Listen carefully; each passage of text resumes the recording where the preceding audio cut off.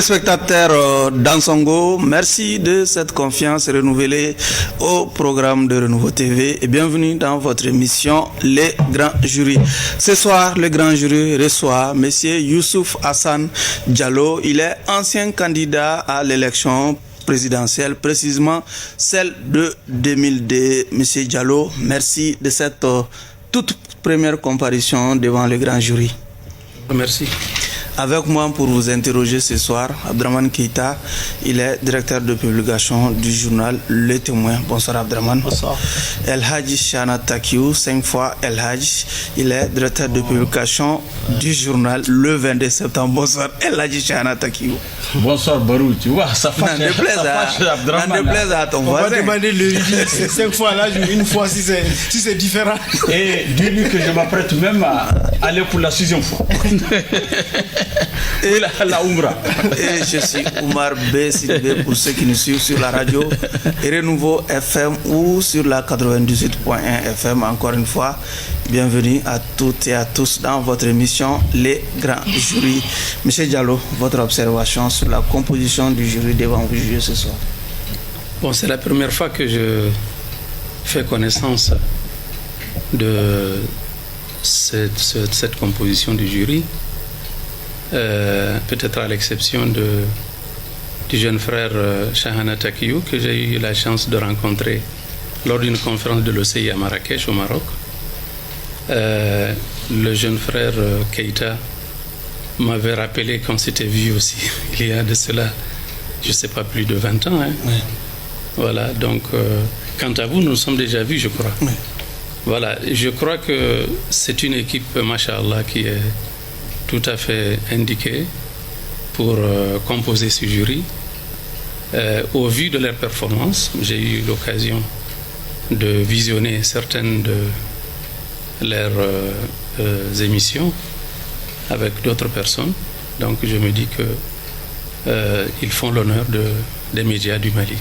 Bifadlillah, Masha'Allah. Abdraman, nous avons un accusé qui porte plusieurs casquettes. Il a été politique.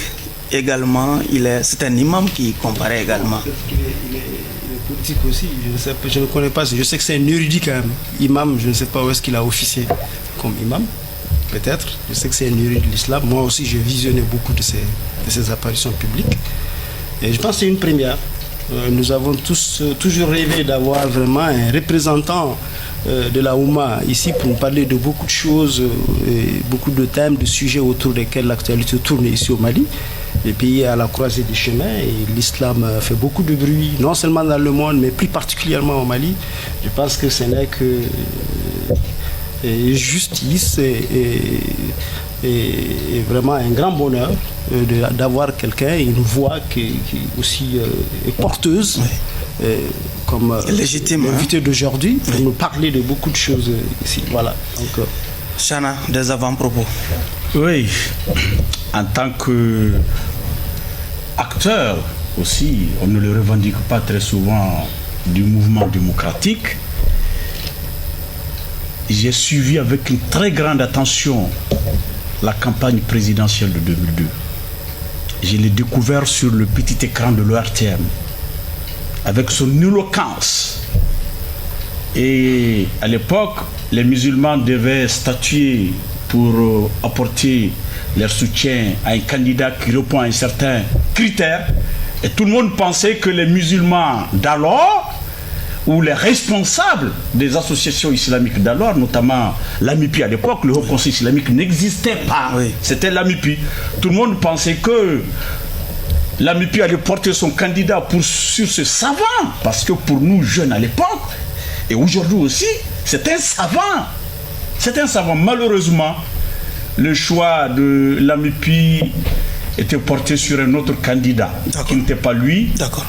Et ça frustrait beaucoup de gens, notamment beaucoup de croyants. Bon, beaucoup à passer sous le pont. Oui. C'est quelqu'un qui s'est beaucoup fait remarquer aussi dans différentes prêches sur l'ORTM. Oui. Et comme il l'a dit, j'ai eu vraiment le privilège de les rencontrer il y a peut-être 7-8 ans à une conférence internationale à Marrakech. Oui. Nous avons parlé du pays, nous avons bon client, échangé. Un très bon client, un très bon client, somme toute, un très bon client. Oui. Et comme l'a dit Abdraman, vraiment, les sujets ne manquent pas. Et je déplore déjà le temps qui s'écoule, qu'on ne peut pas maîtriser. Abdraman, nous sommes déjà dans les généralités. Oui, dans la généralité, vous l'avez introduit, il a été vraiment candidat en 2002. Il a été candidat indépendant, il n'avait pas de parti politique. Et comme l'a pratiquement dit Chahana, il misait forcément sur les affinités religieuses qui n'ont pas porté fruit finalement, parce qu'il n'a engrangé, ce que je sache, que 0,80%, même pas 1%. Est-ce qu'on peut savoir aujourd'hui, puisque l'opportunité nous est donnée de vous faire face, de vous interroger devant le public, et les enseignements que vous tirez de ce qu'on peut appeler un échec? J'appelle cela la première expérience de l'islam politique ici au Mali, puisque avant vous, il n'y a pas eu quelqu'un qui ait porté vraiment une candidature au nom de cette communauté. Bismillahirrahmanirrahim, alhamdulillahi rabbil alamin, wa sallallahu wa sallam ala nabina Muhammad wa ala alihi wa sahbihi ajma'in. Je pourrais dire déjà d'entrée de jeu que je ne considère pas l'expérience de 2002 comme un échec. C'était pour moi une occasion de tâter le terrain politique, de voir comment ça fonctionnait. Je me suis rendu compte, avec beaucoup de déception, que la situation à l'époque n'était pas ce que l'on pensait, mais que les jeux étaient d'avance faits déjà dans le cadre de ces élections. Parce qu'il y avait d'autres forces occultes dans l'ombre qui tiraient les ficelles, et c'est justement ces forces-là qui décidaient de qui devait nous diriger nos pays, que ce soit au Mali ou ailleurs.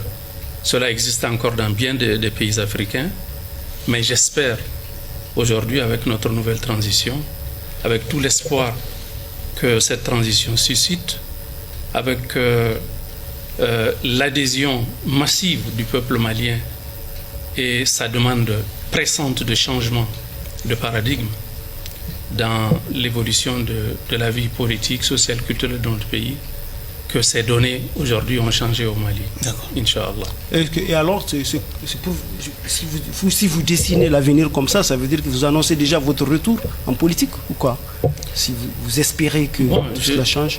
Pour le moment, nous sommes déjà dans la transition. D'accord. Nous sommes véritablement préoccupés par l'issue qui sera celle de la transition. C'est pourquoi je crois que la priorité aujourd'hui, c'est de se donner la main pour que nous puissions traverser cette période avec le succès escompté. Chahana, généralité. Monsieur Youssouf Hassan Diallo, Abdraman et moi-même n'avions vraiment pas manqué de qualificatifs pour vous. Donc je voudrais que vous vous présentez à nos téléspectateurs, parce que c'est la première fois que vous êtes au grand jury. Quel est votre parcours, cursus universitaire et professionnel? Très brièvement. Bon, allez-y. Très brièvement, je m'appelle Youssouf Hassan Diallo, comme vous l'avez annoncé. Oui. Je suis originaire du nord du Mali, précisément du cercle d'Ansongo, région de Gao. J'ai fait mon lycée à Tombouctou, le fameux lycée franco-arabe de Tombouctou. Après le lycée, j'ai fait un petit passage à l'école normale supérieure de Bamako. Après cela, j'ai continué mes études universitaires en Arabie Saoudite. J'ai commencé par l'université islamique de Médine, où j'ai fait des études arabes et islamiques. Ensuite, j'ai fait un autre séjour à l'université islamique de la Mecque, qui est devenue aujourd'hui l'université Umm al-Qura. Là aussi, j'ai fait des études islamiques et arabes. J'ai fini par mon cursus universitaire en Arabie Saoudite par l'université du roi Abdelaziz de Jeddah, où j'ai obtenu un bachelor degree en économie. Entre-temps, je suis sorti pour revenir un peu en Afrique, au Mali, au Niger, où j'ai travaillé dans le domaine de l'action islamique, toujours. Après cela, j'ai été sollicité par l'Organisation de la coopération islamique pour travailler au département des conférences. C'est là que je suis resté jusqu'à la retraite. Entre-temps, j'ai fait un master en sciences politiques à l'Université Pierre Mendès France, précisément à l'Institut d'études politiques de Grenoble, où j'ai fait donc un master 2 en sciences politiques. Voilà pour le cursus universitaire et aussi pour le cursus professionnel. Merci beaucoup. Mais parallèlement, je me suis beaucoup occupé de l'action islamique, le côté associatif surtout, la propagation du message de l'islam et la participation au débat sur l'islam, sur le dialogue entre les religions. Quel message, nous y sommes déjà, oui, parce que vous parlez de l'islam, quel message l'islam adresse à la communauté islamique, à la Oumma islamique? Quel message? Parce que vous avez propagé beaucoup de messages. Quel message et quel message vous voudrez, en tant que musulman, adresser aux Maliens? Le message que j'adresse au peuple malien, c'est le message de l'islam qui est bien connu, qui est le message de paix. Car ne l'oublions pas, étymologiquement, le mot islam vient du radical salam ou silm, qui veut dire paix. Donc l'islam est venu pour propager la paix, la concorde, l'entraide, le vivre ensemble, la cohésion, la fraternité, l'amour, l'entraide entre tous les peuples de la planète. L'islam qui a été prêché par Mohammed sallallahu alayhi wa sallam, le prophète Mohammed alayhi salatu wa sallam, c'est le parachèvement de tous les messages divins que Dieu a révélés sur les prophètes. Le prophète Mohammed sallallahu alayhi wa sallam est venu fermer le cycle de la prophétie. Donc c'est la quintessence de toutes les sagesses, de toutes les réformes qui ont été professées par les différents prophètes à leurs différents peuples. C'est tout cela qui est résumé dans le message de Mohammed sallallahu alayhi wa sallam. Oui. Donc l'islam est véritablement un acquis. C'est quelque chose d'extrêmement positif. C'est l'islam qui a façonné notre vie, notre civilisation, notre culture, notre façon de faire, notre regard sur l'univers pendant plusieurs siècles. Okay. Donc c'est un acquis incommensurable que nous devons préserver, que nous devons protéger, que nous devons renforcer. Oui. Mais voilà. J'ai envie de connaître votre regard déjà sur ces actes qui sont commis au nom de l'islam, en tout cas dans notre pays. Comment vous les qualifiez, ceux qui commettent ces actes-là? Sont-ils des djihadistes ou des terroristes? Ou des islamistes, ou des musulmans tout court? Ces actes, je n'ai pas besoin de vous le dire, sont en porte-à-faux avec le vrai message de l'islam. Ne l'oublions pas, l'islam est arrivé dans notre espace géopolitique en l'an 666 de l'ère grégorienne, 33 ans après la mort du prophète sallallahu alayhi wa sallam, que l'islam est arrivé ici. Ici où précisément? Ici dans notre espace à la lisière du Sahara, précisément. Le Mali, c'est le Sahara aussi. Donc l'islam est arrivé avec les derniers compagnons du prophète alayhi salam qui sont venus en Afrique du Nord et ceux qui ont poursuivi, notamment Uqba ibn Amir, les Uqba ibn Nafi et autres. L'an 666 de l'ère grégorienne. Et ensuite, l'islam a continué à se propager pacifiquement. Les Maliens sont les propres acteurs de leur islamisation. Personne ne les a forcés à devenir musulmans. Et on sait que l'islam s'est tellement propagé au point que plusieurs États islamiques, plusieurs royaumes, plusieurs empires se sont constitués dans cet espace-là. Et ces empires, il faut le souligner, ont atteint le summum de leur apogée civilisationnelle lorsque ces empires et ces royaumes se sont coalisés avec l'islam. Tous les grands royaumes, tous les grands empires qui ont atteint leur apogée, l'empire du Ghana, l'empire du Mali, l'empire du Wassoulou, l'empire tout couleur, le royaume Peul du Massina, l'empire du Mali, l'empire Songhai, avec Askia Mohammed, Masha'Allah, le grand souverain Songhai. Tous ces empires, on peut ajouter les autres qui sont à côté de nous, que ce soit le sultanat Peul de Sokoto, que ce soit... Bref, tous ces grands royaumes qui ont existé dans notre espace ont atteint leur apogée lorsqu'ils s'étaient alliés avec l'islam. D'accord. Donc l'islam, c'est une source de force, de puissance et de grandeur. Grandeur matérielle, grandeur spirituelle, ensemble. Vous me donnez l'impression, en vous écoutant tantôt, de donner une image pacifiste de l'islam, mais quand on vous écoute, quand j'ai visionné certaines de vos apparitions publiques, j'ai l'impression que c'est aussi en même temps, c'est là le paradoxe, une position qui ouvre la brèche quelque part à l'islam radical aussi. Quand vous dites par exemple que Dieu est plus grand que le pays, que Dieu est plus grand que le pays, Dieu est plus grand que la tribu, Dieu est plus grand que le quartier, et que la fraternité se fait sur la base de l'islam, quelle que soit l'origine des frères et des sœurs, qu'ils viennent du Mali ou bien d'ailleurs. Et on a comme l'impression que le devoir religieux l'emporte un peu sur la citoyenneté, sur le devoir patriotique. Vous voyez, alors que nous avons une constitution ici, un État qui consacre des droits et des devoirs. Au nom de la laïcité. Non, même pas au nom de la laïcité, mais qui consacre des droits et des devoirs d'abord aux citoyens. Et comment est-ce que cela est compatible? Si par exemple celui qui véhicule la paix est peut-être un chrétien, peut-être un athée, et celui qui véhicule la guerre est un frère en islam. Comment est-ce que vous allez faire un peu le truc entre ces paradoxes-là? Parce que moi je ne parviens pas, je n'ai pas d'autre qualificatif qu'un paradoxe. Premièrement, il est important de comprendre que quand on dit que Dieu est plus grand que le pays, Dieu est plus grand que tout. C'est normal. C'est tout à fait normal. Quand vous dites ça je le sais. Abdraman, s'il vous plaît, il va répondre à la question. Ça, c'est pas le problème. D'accord, mais j'arrive. Moi, je vous prends au mot.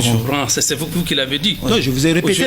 Où se trouve le paradoxe quand on dit que Dieu est plus grand que tout? Non, c'est dans la conclusion, dans la déduction. J'arrive. C'est quand vous dites donc, que le frère en islam est plus que le frère, par exemple, de la patrie. C'est là que je vous... Il a certainement bien compris la question. Là, je vais vous répondre. Oui. Vous savez, ne confondons pas les aspects théologiques de la religion et l'organisation politique d'un État. C'est deux choses différentes. En islam, il est dit, et ça c'est le credo de l'islam, que d'ailleurs c'est la définition qui a été donnée par le Coran.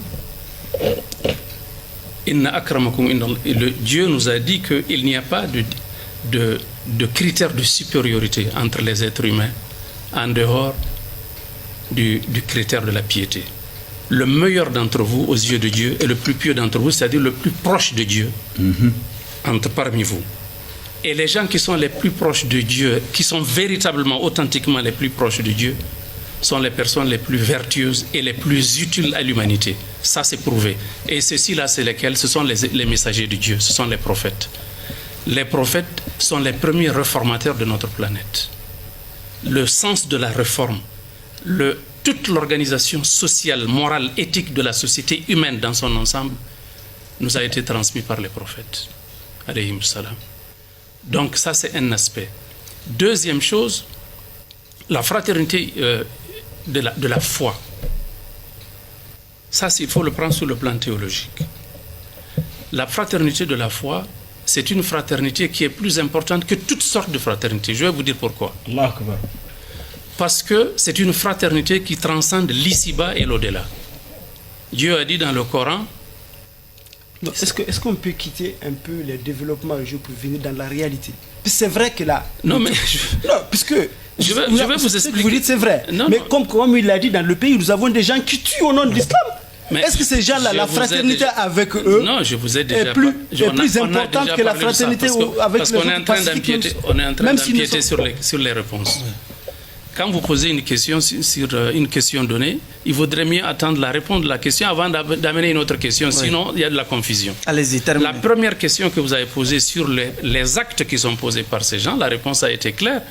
C'est en porte-à-faux avec les fondements de l'islam. L'islam est venu pour donner la vie à l'être humain. Ce n'est pas moi qui le dis, c'est le Coran qui nous l'a dit. Et je suis dans une émission politique, mais vous me posez des questions théologiques. Le Coran nous a dit en effet que c'est la vie de l'être humain. Je vais vous donner la position de l'islam par rapport à la nécessité de préserver la vie de l'être humain. Vous allez voir que c'est une position qui a nul autre pareil. Dieu a dit dans le Coran وَمِنْ أَجْلِ ذَلِكَ كَتَبْنَا عَلَى بَنِي إِسْرَائِيلَ أَنَّهُ مَنْ قَتَلَ نَفْسًا بِغَيْرِ نَفْسٍ أَوْ فَسَادٍ فِي الْأَرْضِ فَكَأَنَّمَا قَتَلَ النَّاسَ جَمِيعًا وَمَنْ أَحْيَاهَا فَكَأَنَّمَا أَحْيَا النَّاسَ جَمِيعًا. Ça veut dire quoi? Ça veut dire que Dieu nous a prescrit, nous les croyants, de préserver la vie de l'être humain au point que ça est tellement important aux yeux de Dieu que lorsque vous donnez, vous préservez la vie, vous sauvez la vie d'un seul être humain, Dieu vous donnera la récompense de quelqu'un qui a sauvé la vie de tous les êtres humains, sans exception. C'est compris. Et le contraire est vrai. C'est compris. Mais quand vous ôtez la vie d'un être humain, également, vous avez l'équivalent du péché de quelqu'un qui a tué tous les humains. Qui est votre frère? Celui qui dit Allah Akbar en tuant, ou bien celui qui ne dit pas Allah Akbar et qui préserve la paix? Mais premièrement, tu es en train de... je viens. En fait, vous êtes en train de vous évertuer à mettre une similitude entre notre position en tant que musulmans et des gens qui viennent tuer des gens qu'on ne connaît pas, sans visage, qui tuent les gens comme ça en criant Allahu Akbar. D'accord. Par rapport à cela, je peux vous donner des informations importantes. Allez-y. Regardez.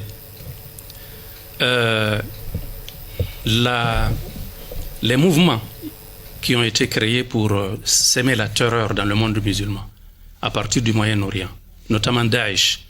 Daesh, c'est l'organisation de l'État islamique au Levant et en Irak, qui a créé des ramifications au Sahara, en Afrique de l'Est, le golfe de Guinée, le Sahel, notamment notre zone, et puis la zone du Nigeria et autres, le Tchad. Ces organisations-là, on s'est rendu compte que ce sont des organisations qui ont été créées par les services de renseignement d'un certain nombre de pays extra-régionaux. Pour deux raisons. Ils ont deux objectifs. Ce n'est pas de l'islam. C'est le mode opératoire qu'ils font, qui Allah Akbar, tout ça là, et puis ils ont deux objectifs dans cela. Le premier objectif, c'est décrédibiliser, c'est discréditer l'islam. Pour que des gens comme vous ou comme d'autres disent que ces gens-là qui sont en train de tuer sont des musulmans. Parce que ça contribue à discréditer. Les gens qui ne savent pas pensent que c'est effectivement des musulmans. Mais c'est juste le mode opératoire dont nous disposons. Nous, on a des informations sur l'endroit où ils sont formés, où ces gens-là sont formés. Moi, ma foi est intacte par rapport à ça, vraiment. Et cela ne m'empêche pas de poser des questions pour beaucoup plus. Il n'y a aucun problème. J'ai dit vous ou quelqu'un d'autre. Donc ça, c'est le premier objectif. Discréditer l'islam. Parce qu'ils viennent, ils prennent un individu, ils amènent des caméras avec haute résolution pour montrer que c'est des gens qui ont des moyens et qui sont mus par des services de renseignement bien professionnels. Ils mettent quelqu'un, ils se mettent à égorger quelqu'un et on filme la scène. On filme la scène et on balance la scène sur les réseaux. La personne égorge en disant Allahu Akbar. Qu'est-ce que les gens diront de l'islam? Ils vont dire que c'est des musulmans. Ça, c'est le premier objectif. Deuxième objectif, c'est pour nous déposséder de nos territoires. Aujourd'hui, ils sont là, au nord du Mali, au centre du Mali. Ils sont en train de terroriser nos populations qui se déplacent par masse. Donc on abandonne ces terres-là, des terres extrêmement riches. Et vous le savez autant que moi, le Mali a des réserves estimées à plusieurs trillions de dollars, en réalité. Des ressources naturelles, que ce soit l'or, le diamant, le fer, le pétrole, le gaz, etc. D'accord. Donc ce sont des territoires qui sont convoités. Il faut donc nous déposséder de ces territoires. D'accord. C'est pourquoi on crée ces organisations, etc. Bon, il y a beaucoup de choses à dire sur ces choses. Allez-y, Chana. Monsieur Youssouf, au Mali, la religion pose souvent un problème. Il ne s'agit pas de terroristes, mais des officiels religieux même, qui sont membres des organisations dites islamiques, qui sont fortement politisées, qui participent à la vie politique. Et ça crée souvent des confusions. Et c'est dans cette optique que la semaine passée, nous avons entendu un communiqué de l'imam qui se démarque du projet de constitution pour appeler les musulmans à ne pas donner leur confiance à ce projet de constitution parce que simplement, il y a un mot qu'on appelle laïcité. Je voudrais savoir si laïcité est synonyme d'athéisme dans le monde arabe et islamique. Très bien. J'espère que vous allez me permettre de m'exprimer. Premièrement, quand vous dites que les musulmans créent des problèmes en participant à des activités politiques, etc., je vais vous dire tout de suite que la vision que l'islam a de la politique, de l'action politique... Je n'ai pas dit musulmans, les responsables des organisations islamiques. Je n'ai pas voulu dire des organisations. Je suis d'accord, que ce soit des responsables d'organisations ou des musulmans tout court, oui. Je vais vous dire qu'en islam, il n'y a pas de frontière entre l'action politique, l'action religieuse, l'action sociale. Pourquoi? Parce que l'islam est un tout. Le musulman, il vit l'islam dans sa chair, du berceau au tombeau. Il le vit individuellement, il le vit dans la communauté, il le vit au niveau de l'État, il le vit au niveau de la communauté internationale. Le musulman, il n'a pas de frontière par rapport à cela. Et je vais vous donner ma référence par rapport à cela. C'est pour dire que l'islam et, par exemple, le christianisme, ce n'est pas la même vision. Par exemple, mais les juifs, c'est différent. Chez les juifs, ils ont un projet de société, ils ont une législation, les chrétiens n'en ont pas, mais les musulmans en ont.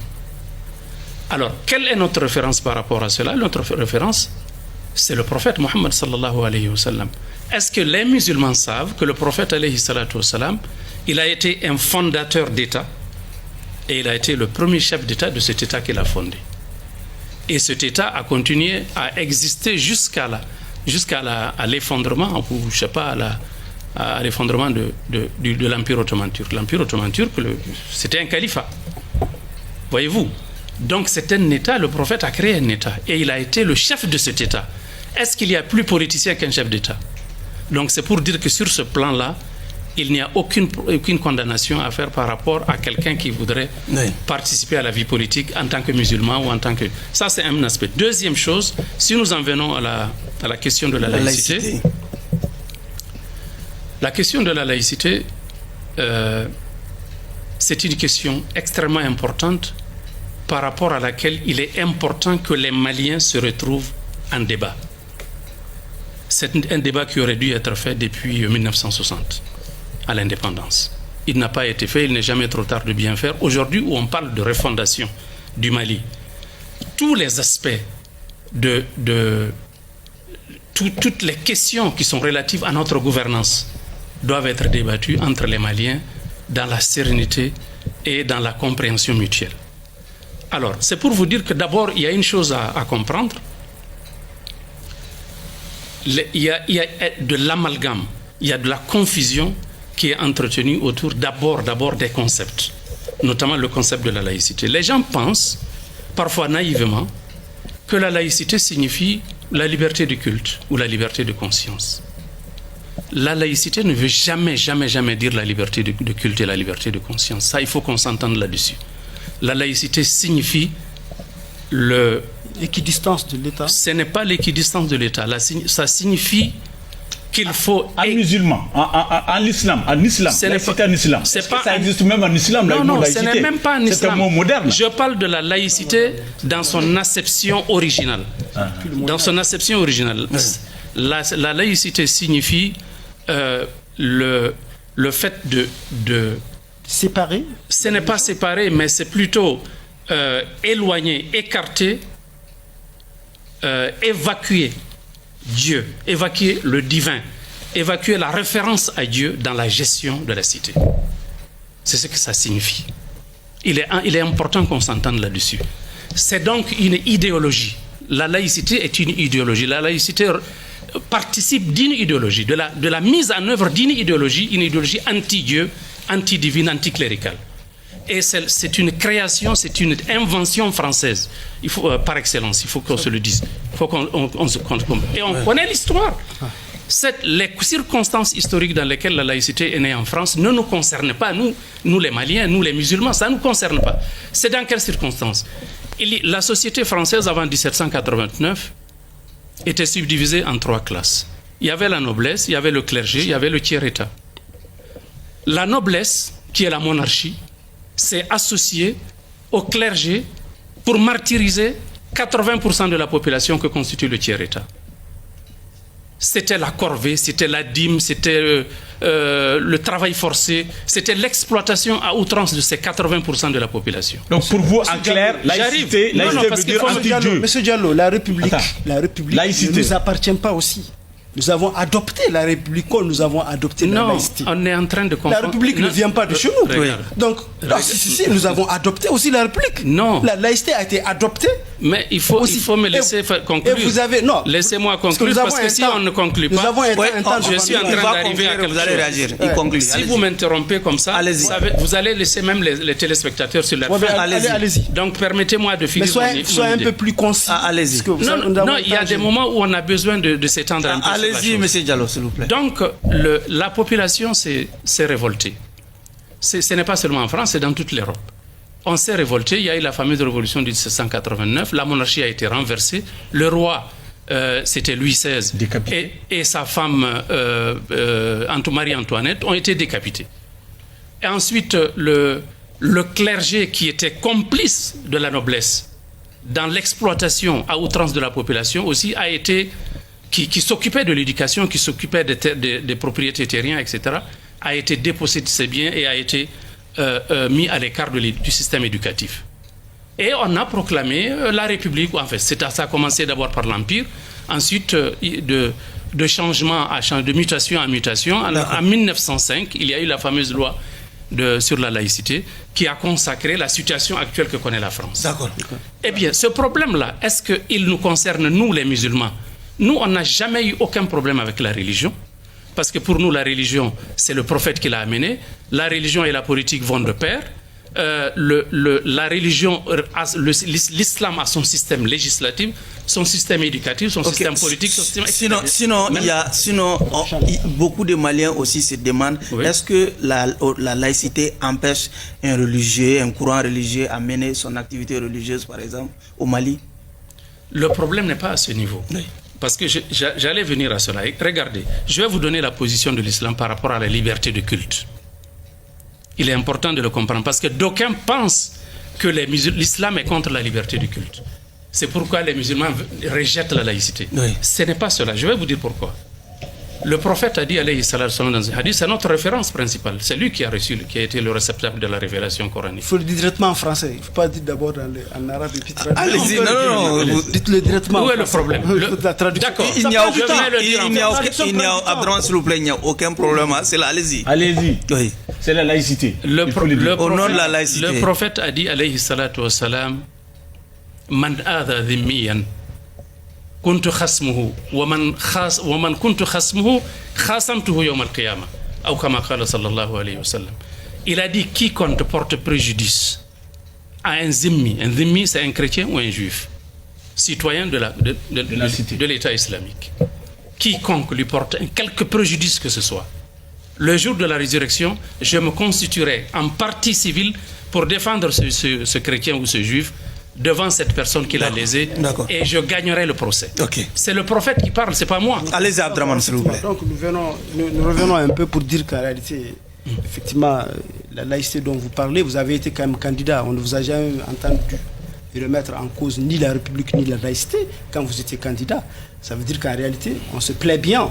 On s'est longtemps complu dans cette situation de laïcité aujourd'hui, et c'est un peu quand même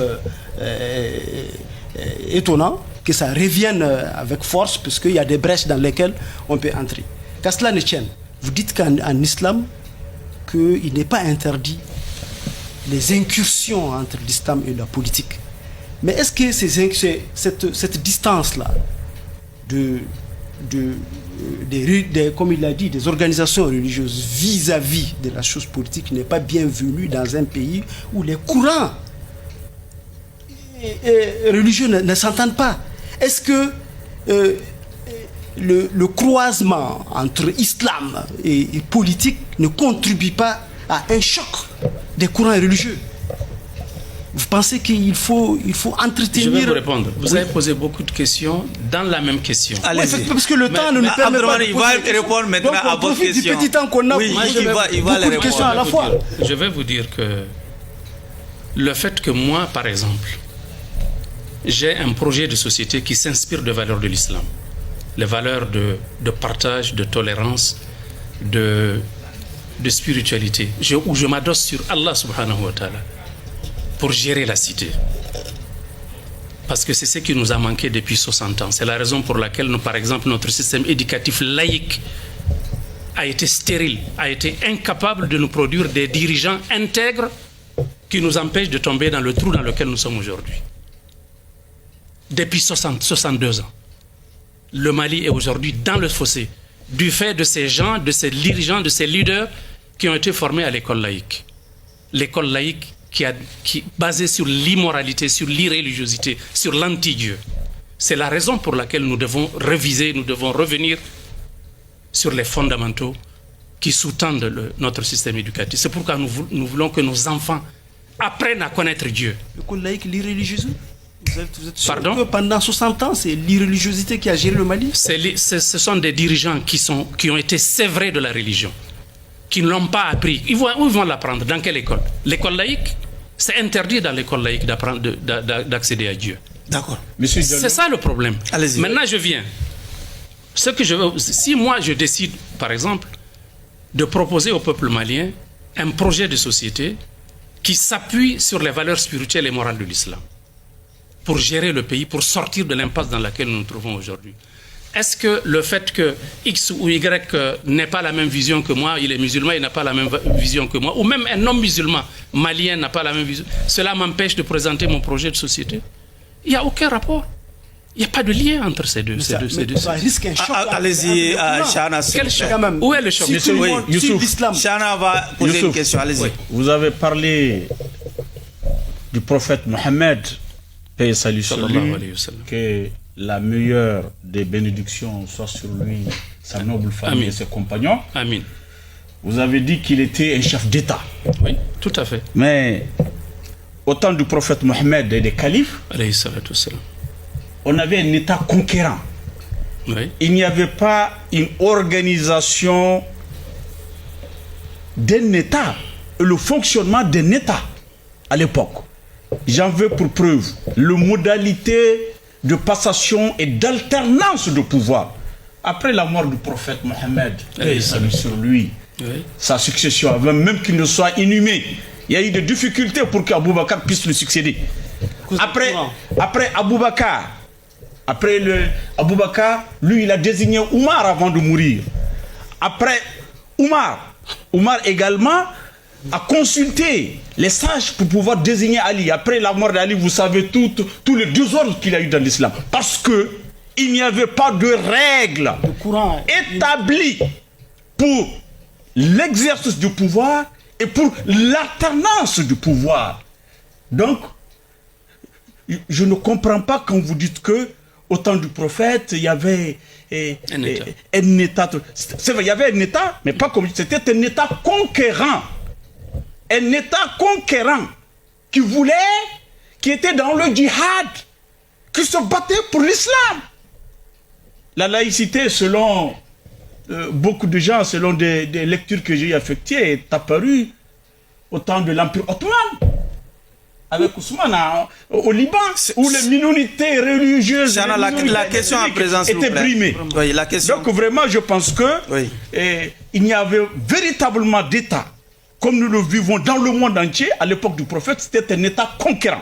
Et il n'y avait pas, encore une fois, de modalités. Vous êtes en train de répondre à vous-même. Hein? Non, c'est à lui d'exercer du pouvoir. Et s'il y en a, je voudrais qu'il me donne une référence coranique ou des dits du prophète par rapport à l'organisation d'un État et les modalités de fonctionnement, d'alternance, de prise de pouvoir. Il va répondre à votre question. Voilà, premièrement, quand vous dites que l'islam a été un État conquérant, je vais vous dire que non, l'islam n'était pas un État conquérant.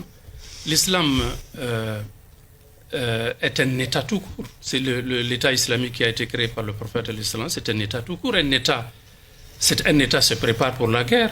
Si un État doit faire la guerre... Voilà, conquérant. Vous revenez à ce que j'ai dit. Non, je vais vous dire. Non, c'est différent. C'est différent. Pourquoi c'est différent? Parce qu'il y a 3 situations dans lesquelles il est autorisé en islam de faire la guerre. Il y a ce qu'on appelle une guerre préventive, une guerre punitive et une guerre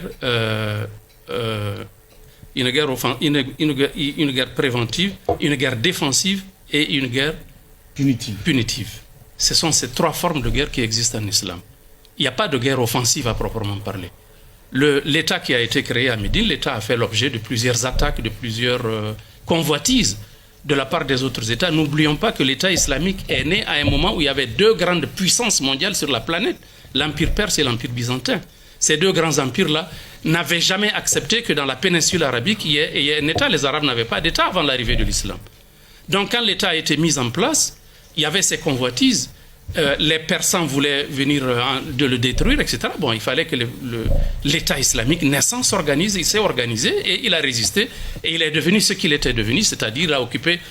les modalités de fonctionnement. Revenons rapidement. Les modalités de fonctionnement. Les modalités de fonctionnement. De prise de pouvoir et d'exercice de pouvoir. Démocratique. C'est-à-dire que vous voulez qu'on parle un peu des modalités de l'exercice du pouvoir islamique. Ça, c'est un débat qui n'a pas sa place ici. Parce que s'il y a des multitudes de livres qui ont été écrits dessus. Mais je vais vous le résumer. Après Mohamed, il y a eu les 4 califats. Et chaque califat a une réalité. Je vais vous résumer ça, tout simplement. Je vais vous résumer. La manière le fonctionnement de l'État islamique, c'est un fonctionnement qui est libre. En islam, il y a une règle qu'on appelle tout ce qui n'est pas interdit est permis. C'est-à-dire tout ce qui permet de développer l'administration publique, de renforcer la gouvernance. On peut prendre ça de chez les Chinois, on peut prendre ça de chez les Américains, on peut prendre ça partout si c'est bon, si ça convient. Parce que l'islam, c'est quoi? C'est le bonheur de l'être humain. C'est le bien-être de l'être humain. Et ça se prend, le prophète a dit, alayhi salatu wasalam, dans un hadith, Al-hikmatu dallatul mu'min fa aynama wajadaha fa huwa haqqun nas biha. La sagesse est la propriété légitime du croyant. Partout où il la trouve, il s'en saisit, c'est sa propriété. Si on trouve la sagesse chez les Chinois, chez les Russes, partout on les prend. Les chrétiens, chez n'importe qui. Allez-y, Abdraman. Et il y a eu des cas qu'on peut illustrer chez les Juifs et les chrétiens. Donc, comment on trouve que la laïcité est une sagesse chez les Français, pourquoi ne pas la prendre? Mais justement, vous êtes en train de revenir sur une question que je vous ai dit que la laïcité, c'est une idéologie française, qui est une idéologie anti-Dieu. Nous, notre société, et oui, je vous le démontre, et notre société malienne, c'est une société qui baigne dans la religiosité 24 heures sur 24. Nous vivons l'islam, comme je l'ai dit, du berceau au tombeau. Allez-y, Abdraman. Nous pratiquons l'islam 5 fois par jour, plus que le manger et le boire, les 3 repas par jour. Allez-y, Abdraman. Donc, on ne peut pas... les réalités du Mali ne sont pas les réalités de la France. Monsieur Diallo, la laïcité n'a pas tué la religion en France. La religion a bel et bien résisté à la laïcité. Mais je vais vous donner une preuve du contraire. Pas l'islam, mais la religion dominante là-bas. Je vais vous donner une preuve du contraire. C'est vrai que ça permet l'irréligiosité, ça le permet, mais ça n'interdit pas. Ça l'encourage. Ouais. Donc, moi, tout ce que j'ai entendu m'amène à vous demander ce que vous pensez, par exemple, comment voyez-vous un éventuel avènement de la charia au Mali? Et comment cela est compatible avec les autres religions aussi qui existent dans ce pays? Vous avez des religions, vous avez même des religions qui ne sont pas peut-être athées, mais des religions vernaculaires que certains observent dans ces pays-là qui sont pour autre chose, qui ne sont pas des religions révélées. D'accord, vous avez posé la question. Effectivement. Quelle alternative aussi à la charia, à la laïcité? Ne posez pas plusieurs questions. Allez-y. Non, ce que vous avez vraiment dites, comment est-ce que... L'une après l'autre, s'il vous plaît. Comment voyez-vous la charia, l'avènement d'une charia au Mali et sa cohabitation avec la diversité religieuse? Très bien. Avant de parler de la charia, je vais vous répondre quand vous dites que la laïcité n'a pas porté atteinte à la religion. À l'église, si vous voulez. À la religion en France. À l'église, pour être plus précis. Je vais vous dire, la laïcité a détruit la société française. Je vais vous donner une illustration. Il y a 200 000 tentatives de suicide en France par année. par an. 200 000 tentatives de suicide. Il y a même un observatoire du suicide qui a été créé. Et c'est le taux le plus élevé en Europe. C'est dû à quoi? C'est dû au vide spirituel qui a été créé dans le subconscient des Français. Et en Chine? En Chine, il n'y a ni religion ni autre, ils ont autre chose là-bas, mais en Chine, le pays le plus peuplé du monde. La Chine est un pays bouddhiste. Ouais. C'est un pays bouddhiste. Ils ont le bouddhisme. Je vais vous dire une chose. Il n'y a pas de laïcité là-bas. Non, ils sont bouddhistes. Les Chinois pratiquent le bouddhisme et le gouvernement lui-même tient à ça. C'est leur identité. C'est leur identité. Ça, on est obligé. C'est leur identité. Non, moi je ne veux pas qu'il y ait un tiraillement entre nous. Bon, mais je vais vous expliquer. En France, 200 000 tentatives de suicide par an. Et il y a 10 000 qui arrivent à se suicider. Tous les ans. C'est bon, mais je viens. Non, il faut que je vous montre les dégâts de la laïcité en France. Parce que c'est la France qui est notre référence. C'est la référence de nos élites intellectuelles qui ne jurent que par la France, par le modèle français. Et la constitution du Mali actuelle, c'est un copier-coller de la constitution française, pour votre information. C'est un copier-coller, c'est une copie qu'on a distribuée à tous les pays francophones. On l'a souvent entendu. Ils l'ont distribuée pas seulement au Mali, à tous les pays francophones d'Afrique. C'est pour nous maintenir quoi? C'est pour nous maintenir. Je reviens. Non, c'est important. Cet aspect est important pour moi. Cet aspect est important pour moi. C'est la raison c'est-à-dire que nous, on est en train de nous maintenir sous la coupe idéologique et culturelle de la France. C'est ce que nos élites sont en train de faire. Et ça, les gens qui parlent de refondation du Mali, qui parlent de recouvrer la souveraineté du Mali, n'atteindront jamais cet objectif tant qu'ils sont sous la coupe de l'idéologie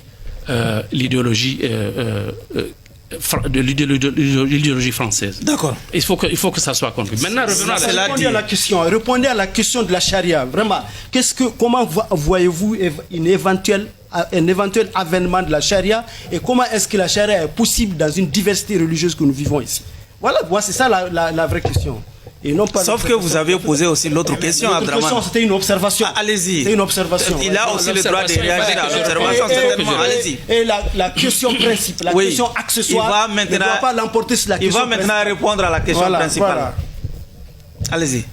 Pour votre information, les Maliens vivent déjà dans la charia. On est déjà dans la charia. Le fait de se marier conformément aux règles de l'islam, c'est de la charia. Le fait d'organiser le baptême selon la charia, vos enfants, comment vous les baptisez?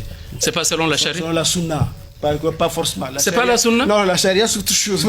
Allez-y. Qu'est-ce que ça veut dire? Non, nous la charia, ce qu'on reconnaît, on retient de la charia, ce ne sont pas les aspects là que vous venez de développer, mais autre chose. C'est quoi? C'est par exemple couper la main de quelqu'un quand il y a vol. Mais justement, c'est décapiter quand il y a autre chose. Voilà.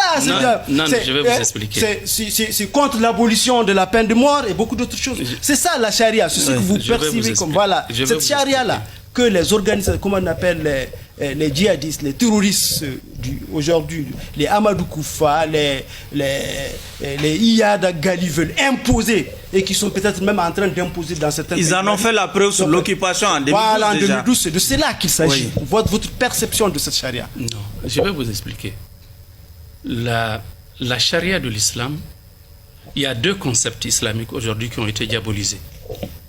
Et il est important pour les musulmans de redresser les choses et de rectifier les concepts et les notions. Le djihad a été diabolisé et la charia a été diabolisée. La charia, d'abord, ce n'est pas les stéréotypes que vous voyez sur les écrans, que les gens montrent. La charia, c'est plus que ça. La charia, c'est toutes les règles de fonctionnement du système juridique, du système politique, du système économique, du système social, du système éducatif de l'islam, des musulmans, dans la communauté musulmane. C'est tout cet ensemble de règles qu'on appelle les règles de la charia. Parmi lesquelles le code pénal occupe peut-être 0,1% du contenu. Ce que vous êtes en train de parler, ce dont vous êtes en train de parler, à savoir l'amputation, la lapidation, ou l'application de la peine capitale et autres. Ça, c'est l'aspect pénal de la charia. D'accord. C'est ce qui est plus effroyable. Non, si les gens n'adhèrent pas à la charia, ça pose de ça. C'est pourquoi on vous pose cette question. Non, je vais vous dire. Prenons si ce n'est que ce que vous dites là, tout le monde allait dire la charia, c'est bienvenu si ce n'est que ça. Mais c'est parce que aujourd'hui, si c'est rejeté dans la société, c'est pourquoi on veut savoir. Quand vous posez des questions, il faut attendre les réponses. On ne peut pas répondre et en même temps poser une question et en même temps répondre à la place. Oui, allez-y. Voyez-vous, quand vous prenez par exemple le système judiciaire américain, aux États-Unis, il y a la peine de mort. C'est la chaise électrique. C'est un pays démocratique, un grand pays, une référence, etc. Les droits de l'homme, tout ça. Les droits de l'homme, tout ça là. Mais il y a la chaise électrique ici qui est appliquée aux États-Unis. C'est la peine capitale, la peine de mort. Pourquoi on n'en parle pas? Pourquoi on ne critique pas? Pourtant, c'est la même chose. On donne la mort à des gens sur une chaise électrique. Monsieur Diallo, il nous reste que 3 minutes avant de terminer l'émission. Voyez-vous, donc l'islam, il faut le reconnaître, l'islam a son système pénal. D'accord. Prenons par exemple le cas de la peine capitale. Vous adhérez à ça? S'il vous plaît, moi je n'adhère pas à l'islam. Vous me posez cette question. On veut savoir cet aspect. Écoutez-moi d'abord. Ne me posez pas la question si j'adhère à l'islam. Je suis un imam. Comment je n'adhère pas à l'islam? Non, à cette partie-là. La charia, c'est le code pénal, c'est le système pénal de la législation islamique. Si vous prenez la peine capitale, parce qu'il y a de la désinformation, les gens sont sous-informés, il y a un déficit d'information sur ces choses. Il y a trop d'amalgame. Les médias ne sont pas informés, les gens balancent des informations sans les vérifier. D'accord. Non, il faut que je réponde à cet aspect-là. La peine capitale. Vous prenez quelqu'un, je ne vous le souhaite pas. Vous êtes dans votre maison, tranquillement dans votre famille. Quelqu'un vient, il casse à 3 heures du matin, il brise vos vitres, vos cas avec des armes, il rentre avec son gang, il vous tire dessus, il vous tue. Là, samahallah, que Dieu ne le fasse pas. Après, la police arrive à faire ses enquêtes et à mettre la main sur le coupable. On amène le coupable en justice. Vous êtes d'accord que cette personne-là, on la libère ou bien qu'on l'exécute? Quelle est votre position? D'accord. Votre position, c'est qu'on doit l'exécuter. Pourquoi? Parce que si vous ne le faites pas, parce que si on ne le fait pas, parce que si on ne le fait pas, ça veut dire que on s'apitoie. Les gens vont s'apitoyer sur le bourreau et on oublie la victime qui est déjà dans sa tombe. C'est la raison pour laquelle... Non, il faut que vous écoutez cet aspect-là, c'est important. C'est la raison pour laquelle, en islam, la peine capitale, ce n'est pas l'État qui décide. C'est plutôt les parents de la famille, du défunt. C'est eux qui ont le choix. Et il y a 3 choix, 3 options. Monsieur Diallo, nous gérons aussi le temps. C'est important, il n'a qu'à terminer avec ça. Nous gérons le temps. Il n'y a pas de questions, je préfère qu'il termine ça. Allez-y. Vraiment, c'est important. Il y a 3 options. Ce n'est pas le gouvernement ce n'est pas l'État, ce n'est pas le système judiciaire malien qui va décider de l'exécuter. Mais ce sont les parents qui sont dans la douleur et la peine.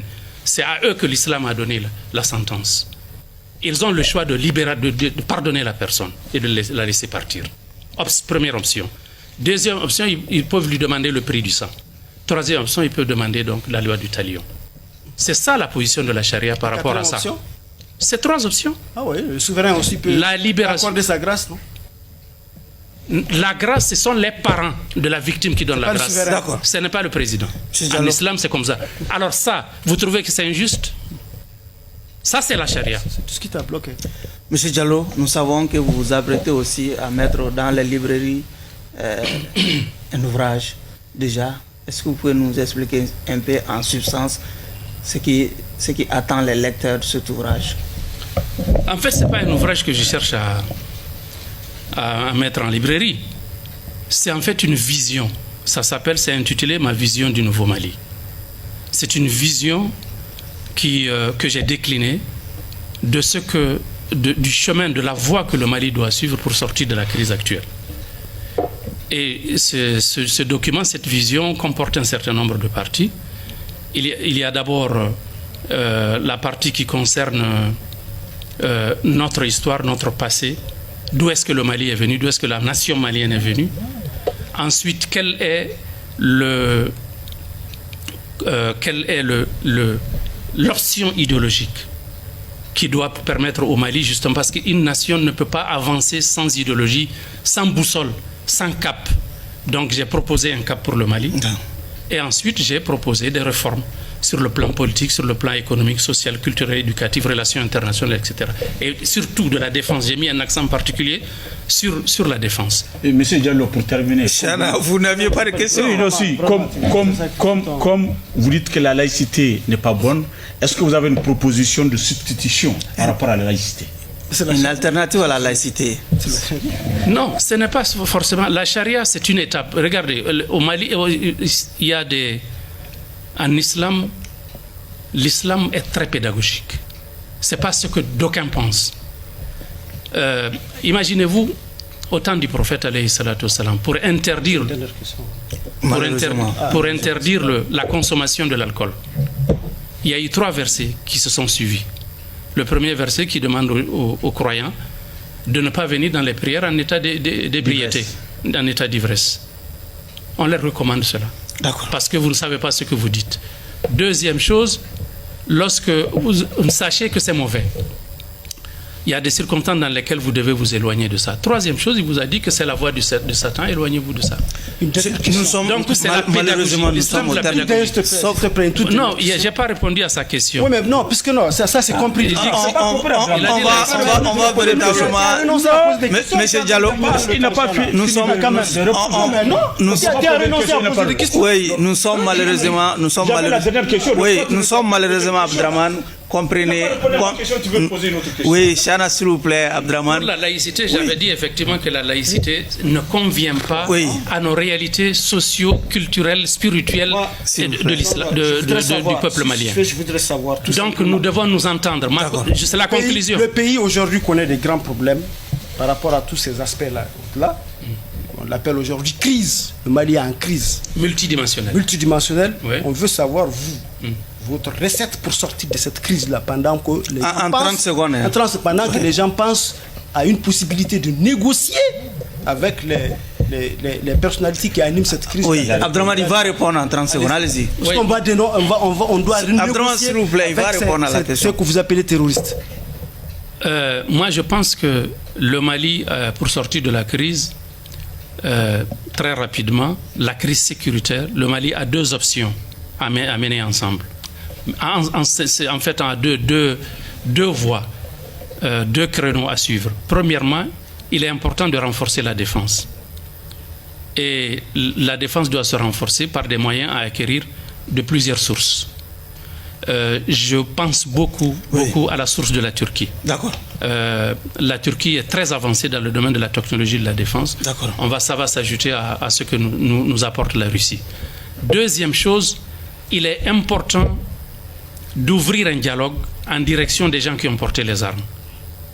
Dans ce dialogue-là, dans ce processus de dialogue, on aura une frange parmi eux certainement qui va vouloir déposer les armes pacifiquement.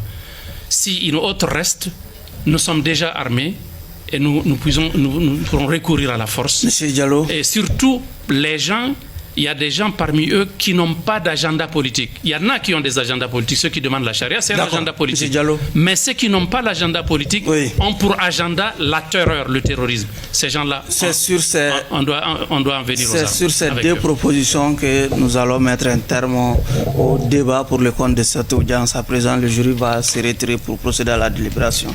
Abdraman, nous sommes déjà dans les secrets de la délibération. Je n'ai jamais été aussi dans l'embarras. En écoutant M. Diallo, un brillant, c'est vrai, érudit, et qui a des connaissances, il faut le dire, incontestables de l'islam, je suis resté sur ma faim par rapport à l'équilibre dont il se prévaut, puisque se prévaut d'un histoire d'un islam pacifique. Mais pour moi, l'islam pacifique ne peut pas s'accommoder en même temps de l'intégrisme, puisque je pense que vraiment accepter la charia et rejeter la laïcité de la façon dont je l'ai entendu ici, moi, en tant que personne convaincue des libertés publiques et privées qui pourraient être vraiment remises en cause, nous sommes vraiment pris par l'État. Je ne peux pas vous demandez de l'acquitter. Je vous demande de le mettre en sursis. D'accord. Chana, en 30 secondes. Merci beaucoup, Barou. Je ne peux pas faire mon réquisitoire en 30 secondes, Monsieur le Président. J'ai devant moi un homme de foi, un homme convaincu, qui sait la direction qu'il prend. Contrairement à Draman, vraiment, je suis très satisfait.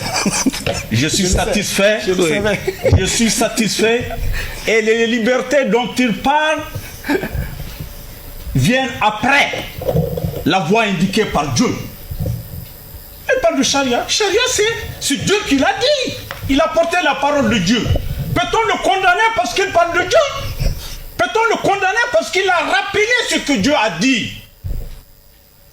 Non, Barou, tu me demandes d'être bref en 30 secondes, je vais le tenter, mais on ne peut pas condamner un homme de foi. Un homme qui rappelle Dieu. Qui rappelle Dieu. Libère-le. D'accord. C'est déjà au bénéfice de ces deux réquisitoires, en tout cas pour ce qui concerne celui de Chana, il est tranché. Pour Abdraman, encore des zones d'ombre. Le sursis, ouais. Le sursis. Ouais, parce que donc, au bénéfice donc de ces réquisitoires, au bénéfice de ces deux réquisitoires un peu à la limite opposée, j'ai la faiblesse de m'aligner derrière celui de Chana pour libérer purement et simplement l'accusé des liens de l'accusation. Par conséquent, M. Diallo, vous êtes acquitté. Un dernier mot en 20 secondes. Le dernier mot, c'est que je suis très désolé que mon jeune frère Keïta n'a pas saisi les contours de l'exposé que j'ai fait par rapport à la charia. La charia, c'est une législation comme toutes les autres formes de législation à travers le monde, oui, qui a ses adeptes, qui a ses défenseurs, qui a aussi ses... Elle n'est pas évolutive. On va finalement... Ça, c'est exactement ce que tu as compris. Il y a des informations, il y a des mille et une informations qui te restent à savoir sur la charia. D'accord. Ainsi prend fin ce numéro de votre émission Grand Jury qui recevait comme invité M. Youssouf Hassan Diallo, ancien candidat à l'élection présidentielle ici au Mali, précisément celle de 2002. Merci à vous de nous avoir suivis. Encore une fois, clin d'œil à tous nos téléspectateurs du côté du cercle d'Ansongo. Au revoir.